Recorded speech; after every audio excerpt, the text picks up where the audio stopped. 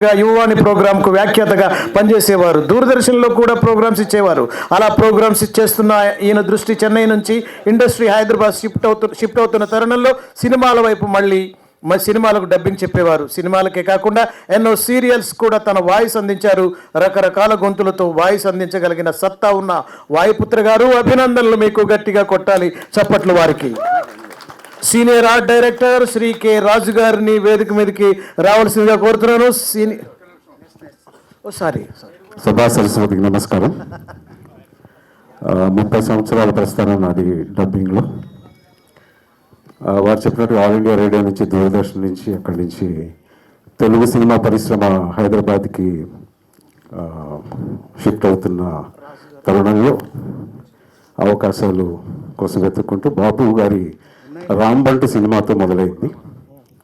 అలాగా అన్నగారు తమ్మారెడ్డి భరద్వాజ్ గారి సీతక్క సినిమాలో పృథ్వీకి చెప్పాను.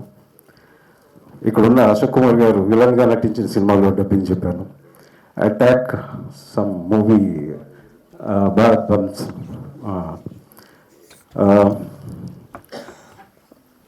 ముఖ్యంగా ఏంటంటే చాలా తక్కువ డబ్బింగ్ ఆర్టిస్టులకి దొరికే ఒక అవకాశం, అదృష్టం. ఒక హీరోకి అన్ని సినిమాలకి నేనే డబ్బింగ్ చెప్పాను. ఆయన తొట్టెంపూడి వేణు, స్వయంవరం, చిరునవ్వుతో, హనుమాన్ జంక్షన్, ఇలా ఆయన నటించిన అన్ని సినిమాలకి వాయిస్ నాదే.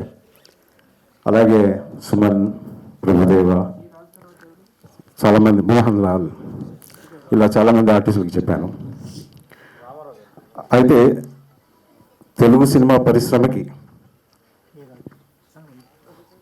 లేదా పరిశ్రమ నన్ను పిలుచుకున్న కారణం నాకు అనిపించింది, కార్తికేయ 2లో ఆ కృష్ణుడు డైలాగ్ ఉన్న అనుపమ్ ఖేర్కి నేను డబ్బింగ్ చెప్పాను.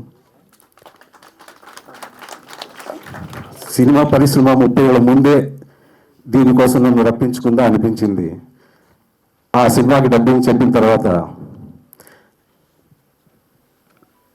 జన్మ సాఫల్యత కలిగిన అనుభవం కలిగింది. ఆ తర్వాత మళ్ళీ ఈరోజు తెలుగు సినిమా పుట్టినరోజు సందర్భంగా మోహన్ గౌడ్ గారు, అలాగే మా విజయవర్మ గారు, మురళీమోహన్ లాంటి పెద్దల సమక్షంలో ఈ సినిమాను అందుకోవడం చాలా గర్వంగా ఉంది. మోహన్ గౌడ్ గారు అడిగారు, ఏమంటే ఇన్ని పెద్ద పెద్ద క్యారెక్టర్లు అందరికీ చెప్పారు కదా, మీకు నంది రాలేదా అని అడిగారు. అక్కడే కూర్చుందండి, రాలేదు. ఇప్పుడు గద్దర్ గారు, గద్దర్ వాల్స్లో గద్దర్ గారు ఒక అరుపు హరిస్తూ వస్తుందేమో చూద్దాం అని చెప్పాను. ధన్యవాదాలు అందరికీ. నమస్కారం.